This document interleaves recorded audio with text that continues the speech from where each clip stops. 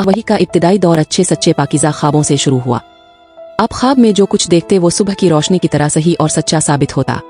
फिर मनजानिब कुदरत अब तन्हाई पसंद हो गए और आप ने गार हिरा में खलवत नशीनी इख्तियार फरमाई और कई कई दिन और रात वहाँ मुसलसल इबादत और याद इलाही और जिक्र और फिक्र में मशगूल रहते। जब तक घर आने को दिल ना चाहता तोशा हमरा लिए हुए वहाँ रहते।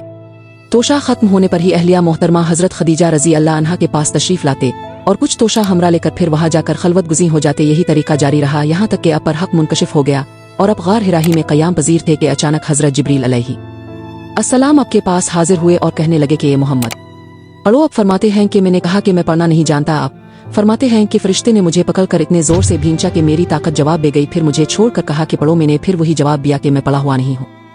इस फरिश्ते ने मुझको निहायत ही जोर से भींचा कि मुझको सख्त तकलीफ महसूस हुई। फिर इसने कहा कि पाप। मैंने कहा कि मैं पढ़ा हुआ नहीं हूँ।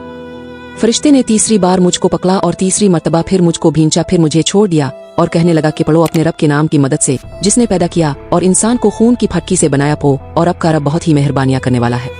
बस यही आयतें अब हजरत जिब्रील अलैहि अस्सलाम से सुनकर इस हाल में गार हिरा से वापस हुए कि अब का दिल इस अनोखे वाक़या से कांप रहा था। अब हजरत खदीजा के यहाँ तशरीफ लाए और फरमाया कि मुझे कंबल ओढ़ा दो, मुझे कंबल ओढ़ा दो। लोगों ने अब को कंबल ओढ़ा दिया।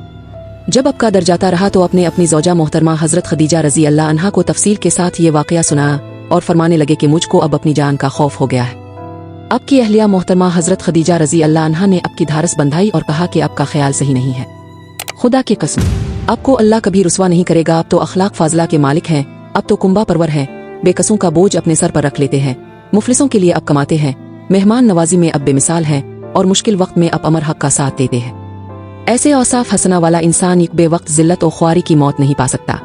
फिर मजीद तसली के लिए हजरत खदीजा रजी अल्लाह अन्हा अब को वर्का बन नौफल के पास ले गईं जो उनके चचाजाद भाई थे और ज़माना जाहिलियत में नसरानी मजहब इख्तियार कर चुके थे और इब्रानी ज़ुबान के कातिब थे। चुनांचे इंजील को भी हसब मनशाए खुदावंदी इब्रानी ज़ुबान में लिखा करते थे। वो बहुत बूढ़े हो गए थे, यहाँ तक कि उनकी बिनाई भी रुखसत हो चुकी थी।